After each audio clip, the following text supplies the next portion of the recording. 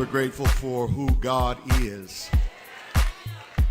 That list of names given, holy and mighty and all of that, that's just the beginning of things. When Jesus was jousting with the Pharisees, Jesus made it clear to them that when you start talking about me, you're talking about something that surpasses Abraham. Because before Abraham was, he said, my name is I am. In other words, when you open up the book to look at all of the good things that a person can possibly be, mighty and triumphant and awesome and holy, he says that that's just the beginning of it. He had to close the... Who am I, America? Who I am, America? I'm a young man that grew up with a single mother and one brother. My story is a very interesting one. For some, it may not be as interesting as you would like, but there are a lot of things that I had to go through to get to where I am right now. I may not have lived the hardest life that some may have lived, but I still had to go through my struggles. There were a lot of things that I had to get through or go through to be able to get to where I am. Who am I, America? I'm a young man that was raised at a very young age, as I mentioned, with a single mother, but had a grandmother that poured a lot into me. As I was coming up through elementary school, I remember as my mother dropped me off, I would be with my grandmother and she would feed me each and every morning and made sure I made it to school each and every day. I was in elementary school and I remember those teachers. I remember that teacher. I remember that first grade teacher, Miss Wheel. I remember the things that she shared with me, some of the things that she taught me. And one of the things I remember her saying is silence is golden. Not to keep you quiet, but to know when to speak and when not to. Knowing how to hold your peace and when not to. Those things at such a young age, I remember like they were yesterday. Most persons try to skip over those years, but I've used those years to get to where I'm at right now. So who am I? I'm that young man that allowed his grandmother to really pour into him. Why am I utilizing, why am I speaking a lot about my grandmother? Because this was a woman who was an entrepreneur. She never worked for anyone except herself. Actually, when she came to Baltimore from Virginia, she actually was the first African-American to own a gas station in downtown Baltimore. My mother said she remembers taking me to the gas station when I was a child, and I would sit there as my grandmother watched. They would fill up cars, they would have a mechanic shop, and I would be just sitting there. She would pour in, she was pouring into me then, because I saw a woman that always loved to work. She put her hand to the plow and never looked back. Who am I? I'm that young man that got poured into from his grandmother. Then, as I started to get older, and although my mother was a single parent household, that woman, my grandmother, still was showing me each and every weekend. I would make my way to her retail store, her bargain store. It's called P&R Bargain Shop. I'll never forget it because that was my first job. That was my first job, working for her. Each and every Saturday morning, getting up, catching a bus, hour down the road, making sure I got there on time, making sure I opened the store, set the merchandise out on the corner, swept the store, swept the front of the store, worked with the customers, learned how to handle money. Who am I? I'm a young man that got poured into by his grandmother at a very early age. And then as those years went from elementary school into middle school, which we called junior high, it was me, my mother, and my brother. We were living in Baltimore City for a while for my entire elementary school years, but my mother had an opportunity to move to what we call Baltimore County, which is Owings Mills, Maryland. Most people in that time in the early 80s had never heard of Owings Mills. But my mother took a leap of faith. Many persons wouldn't think that's a leap of faith, but it's a leap of faith when you go somewhere you've never been before. I remember because my mother and my brother and I, my little brother and I, was sitting on the curb at my aunt's house, waiting for my mother to come pick us up and take us to our new home. We waited, seemed like hours for her to come. And I remember she coming and we getting in the car and she driving up what we call Wrightstown Road, all the way up from Baltimore City, all the way through Baltimore County up to Owings Mills. And we finally arrived, but we had our own room. We weren't sleeping with my mother again. It was just me and my brother had our own room. And we were so excited. I believe that moment started to shift my life. My mother felt the need to get us out of the city early in our lives and made sure we had a place to stay and had a place to grow in a place we'd never been before. We had been surrounded mainly when we was in Baltimore City by African Americans. But then when we moved to Owings Mills, it was more Caucasians than African Americans. Who am I? I'm a young man that now lived in Owings Mills, didn't know anyone there, had no friends, had to grow up in a place I had never seen before. It was me, my brother, and my mother. It was just the three of us. And it was some struggles. It was some times where we had to struggle. It was some times that my mother actually shared with me on a number of occasions that we were about to be set out because we just didn't have the money to pay the rent. But somehow God always came through. And she shared that with us on a number of occasions, but we never knew it because I had a mother that worked really hard. She did it all by herself. She wasn't receiving any child support from anyone, from my dad. She was doing it alone. I never mentioned my father in the beginning of this because my father wasn't around at the time. Unfortunately, he decided that we were not part of his plan. So my mother was by herself. It was me, my brother, and my mother. Who am I, America? I'm a young man that was now being raised by a single parent in Owings Mills, Maryland, not knowing anyone there, but learning and growing at the same time. Entered into junior high school. I've always been a lover of school. I love academics. I love learning. I love reading. I love math. Math was my favorite subject. Always got great grades in math. But I was lazy. I was lazy in junior high and high school. Specifically junior high school. I was just lazy. I just did what I needed to do just to get by. I never really worked as hard as I knew I could have. But I got through junior high and then went through high school. High school, something happened in high school. I was always going out for athletics, always trying to play football and basketball. Wasn't too bad, wasn't the best, but it wasn't too bad. But after the 9th grade year, after my freshman year, after my sophomore year, I decided that this was not what I wanted to do, and I knew I wouldn't be a professional football player or basketball player. So I decided to go into politics in high school. I decided to run for junior class president. I didn't want to run for treasurer. I didn't want to run for vice president. I didn't want to run for secretary. I wanted to go to the top. I ran for junior class president. That was a major change in my life because I made the decision that I believe sent my life on a trajectory to where I am right now. I actually won the election, became junior class president in a majority white school. The school was over 50-60% Jewish and about 70-80% Caucasian, and the rest of us were African American and or other nationalities.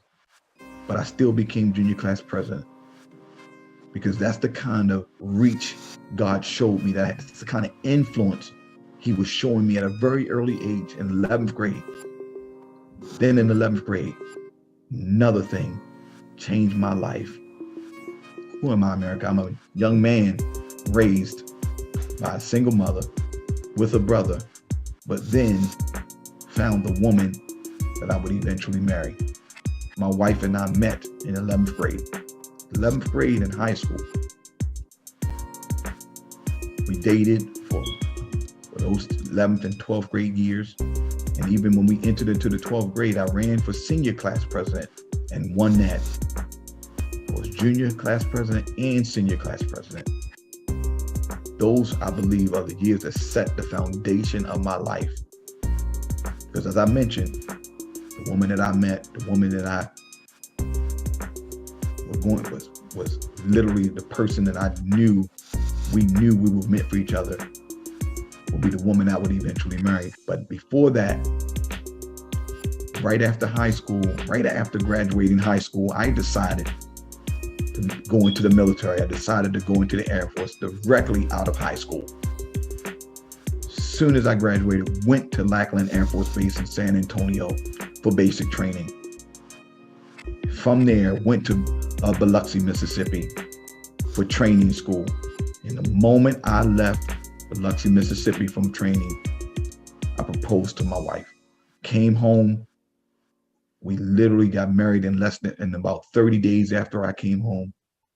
After that, 23 more days later, after that, we literally took a flight to Spain. My first duty station was Zaragoza, Spain. Let me share this with you. We didn't have a lot of money to get married. We didn't have a big wedding. In fact, I only think we spent $500 on our wedding. We didn't have a lot, but we did decide to spend the rest of our life together. That was the season that I know another layer, another major point, another major opportunity influence in my life. Significant milestone that happened. Married right out of high school, traveling to a foreign country, newly married, never traveled overseas before. We made it. We went there. We landed in Spain, Madrid, Spain, took a bus up to Zaragoza, Spain. Literally for the first time, we had been away from home together in a foreign country. Didn't really know the language. I knew a little bit, but didn't know a lot. But we still went. We took leaps of faith. It seemed like my life has been littered, has been just leap after faith, after faith, after faith. That's all I've been doing, is taking those leaps. We took that leap to Spain. We spent 3 years in Spain. It shaped our marriage and put us on a course for where we are now. There was some bumps in the road there. 2 18-year-olds living in a foreign country, deciding to raise a family. Had our first child in Spain. Our daughter, Diera, was born in Spain. Who am I, America? I'm a young man at the time, newly married, with one daughter, living in a foreign country, raising a family, or at least trying to raise a family. Because I made a lot of mistakes. Because I really didn't have anyone to train me. I didn't know how to be a father, and I certainly didn't know how to be a husband. There's a lot of things that I did do that I shouldn't have done, because the training that I was supposed to have, I didn't have. But we hung in there. We made it through Spain. We made it through those 3 years. And after those 3 years, we came back from overseas. We actually came back into Maryland, was stationed in DC at Bowling Air Force Base. So we lived in Laurel, which gave us a great opportunity. Laurel, Maryland, which is right in between DC and Baltimore, where my family lived. So we had the best of both worlds. We were able to go in both directions, either directions in the same amount of time. But we made sure, this is what we made sure, that we were alone, we were able to grow. We were able to raise our family without a lot of family influence. I took charge. I took that opportunity to again raise my family. 2 more children were born. 2 boys were born, DUANTE and Devin. Here I am. I'm married with 3 children and in the military. But I really didn't believe the military was the best place for me to be.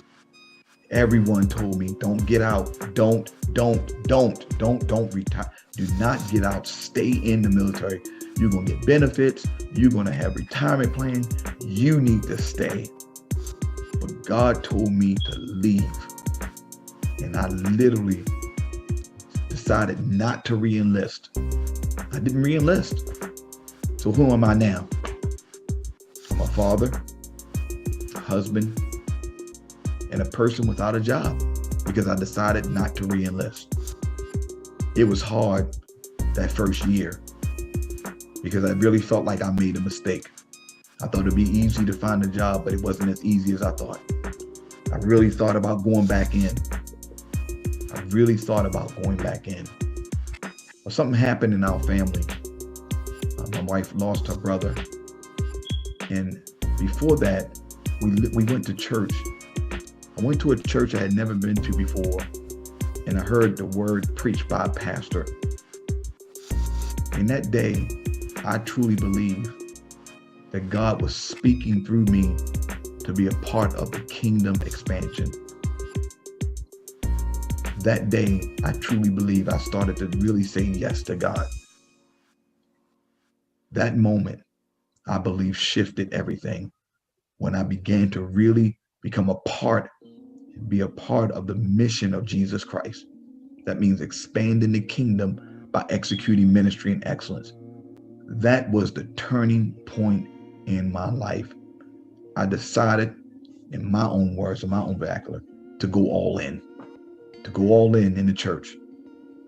I went to the church daily, volunteered the whole time, no pay, but just volunteering, hoping and praying and believing that God would come through. And the church decided to hire me. I was working for them for a few months, but then budget cuts forced them to lay me off. I was laid off from the place that I dreamed of being a part of. Who am I, America? Now I'm a young man that's unemployed, with a family, with no money coming in. And it was hard. It was really hard. I remember laying on the floor, literally with my son, Diamante, crying, wondering if I was going to be able to get a job or when I was going to get a job, if I was ever going to get a job. And my mother called me and told me, I got a job for you. That mortgage business literally shifted my life. It gave me the resources that I needed. Then something else happened. I decided to go to another church. Went to this church called Morning Star Baptist Church. My wife and I decided to go there. It was actually her home church. There was a new pastor there, Bishop Dwayne. He preached a word. And he preached with so much passion I had never seen before. And when he preached, it literally, it's like God literally set me right there to hear that for that point in my life, just pouring into me. He was preaching to everybody else, but it felt like he was talking directly to me. In that moment, that's where I felt like I found that father that I had been missing my entire life. I told you it was just me, a mother, and my brother, but I never had that father figure. And he became that to me. I don't know about anybody else, but that's what he came to me. He was pouring and pouring into me, and so much so I became his armor bearer. I was literally helping him to do everything that he needed to do to prepare for services, to prepare for work. Prepare for Sunday morning services, prepare throughout the whole week. I learned the passion of reading the word.